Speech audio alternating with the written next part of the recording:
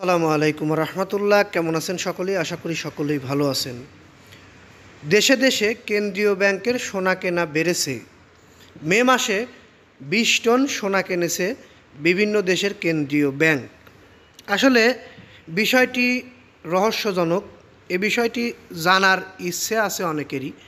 আমি নিজেও ইচ্ছুক ছিলাম বিধায় আপনাদেরকে জানানোর জন্য নিউজটি ক্রিয়েট করার একটি মনস্থ করেছি। বিশ্বের বিভিন্ন দেশের কেন্দ্রীয় ব্যাংকের সোনা কেনা বেড়েছে। কেন্দ্রীয় ব্যাংকগুলো মে মাসে আরও 20 টন সোনা কিনেছে।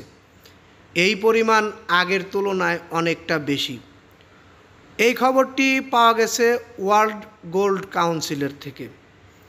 মধ্যপ্রাচ্যের ভূরাজনৈতিক উত্তেজনার কারণে কেন্দ্রীয় ব্যাংকগুলো সোনার চাহিদা বেড়েছে। কাজাখস্তানে ন্যাশনাল ব্যাংক মে মাসে 7 টন সোনা কিনেছে। এতে ব্যাংকটির মোট মজুতের পরিমাণ দাঁড়িয়েছে 299 টন। এছাড়া বছরের শুরু থেকে কাজাখস্তানে ন্যাশনাল ব্যাংকের মজুত বেড়েছে 15 টন। গোল্ড কাউন্সিল অবশ্য বলছে সামগ্রিকভাবে সোনা মজুতের গতি কিছুটা স্মুথ হয়েছে। তুরস্কের কেন্দ্রীয় ব্যাংক মে মাসে 6 টন সোনা কিনেছে। এতে চলতি বছর ব্যাংকটির মোট ক্রয়ের পরিমাণ দাঁড়িয়েছে 15 টন। চলতি বছর সোনার সবচেয়ে বড় নিট ক্রেতা পোল্যান্ড। চলতি বছর দেশটি কেন্দ্রীয় ব্যাংক 67 টন সোনা কিনেছে। মে মাসে দেশটির ক্রয়ের পরিমাণ ছিল 6 টন। চীনের পিপুলস ব্যাংক অব চেক রিপাবলিক ন্যাশনাল ব্যাংক উভয় মে মাসে 2 টন করে সোনা কিনেছে। এছাড়া মে মাসে বিক্রয়ের ক্ষেত্রে শীর্ষে ছিল সিঙ্গাপুরের মুদ্রানীতি কর্তৃপক্ষ। তারা 5 টন সোনা বিক্রি করেছে। এরপর উজবেকিস্তান ও জার্মানির ডয়েচে বুন্দেসব্যাংক উভয়ই 1 টন করে বিক্রি করেছে। চলতি বছরের হিসেবে বিশ্বের সবচেয়ে বড় নিট সোনা বিক্রেতা দেশ উজবেকিস্তান। এ সময় দেশটি 27 টন সোনা বিক্রি করেছে। সিঙ্গাপুরের বিক্রির পরিমাণ ছিল 10 টন।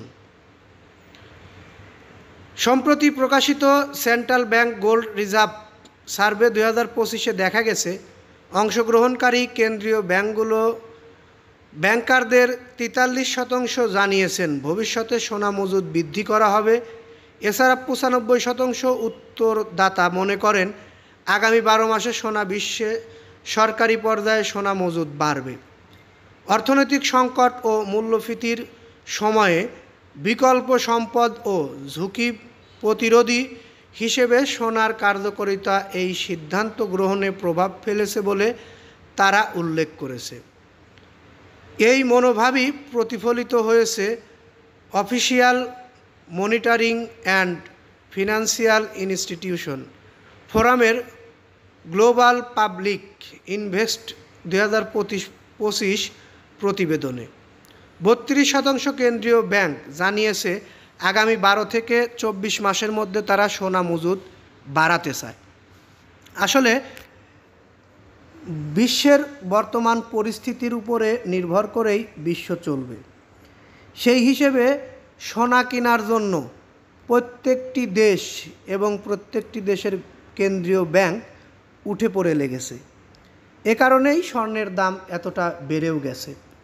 যাই হোক, আমরা যে বিষয়টি উল্লেখ করেছি, জানানোর ইচ্ছা পোষণ করেছিলাম, সেটি আপনাদেরকে জানিয়ে দিলাম।